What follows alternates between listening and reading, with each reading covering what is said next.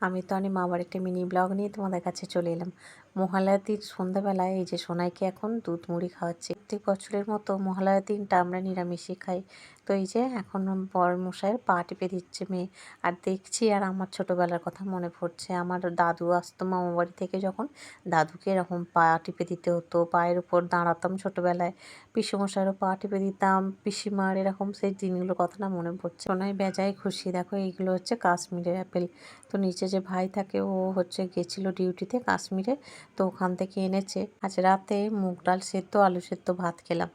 এটা হচ্ছে পরের দিনের সকাল, মানে মহালয়ার পরের দিন সোমবার।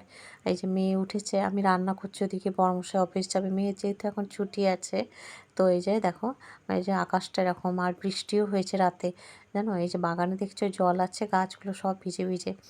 আমি রান্নাটা বসিয়ে দিয়েছি, উঠেই জামা কাপড়টা ছেড়ে চোখে মুখে জল দিয়ে বড়মশাই নিচে গিয়েছিল। এই যে আমাদের বাগানের এই ফুলটা ফুটছে, এই যে দুধে আলতা রঙের যে জবা, অনেক দিনের শখ ছিল, তাকে এই নিয়ে প্রায় 3-4টি ফুটলো নিচে, মানে ট্রান্সফারের পর।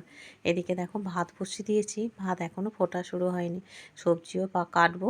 তো এই যে একটু বরবটি আলুর তরকারি করবো ভাবছি, কুমড়ো দিয়ে আলু দিয়ে, আর এখানে উচ্ছে দিয়ে একটা তরকারি করব, ভাজা করব না আজকে।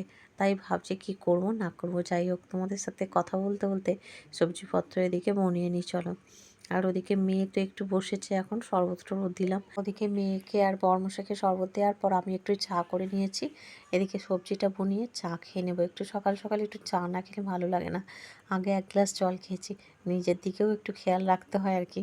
আর এটা আমার সবথেকে ভালো লাগে সকালে এই একটুখানি চা খাওয়া।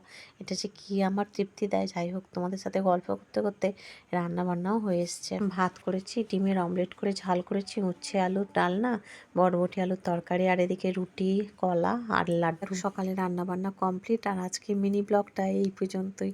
দেখা হবে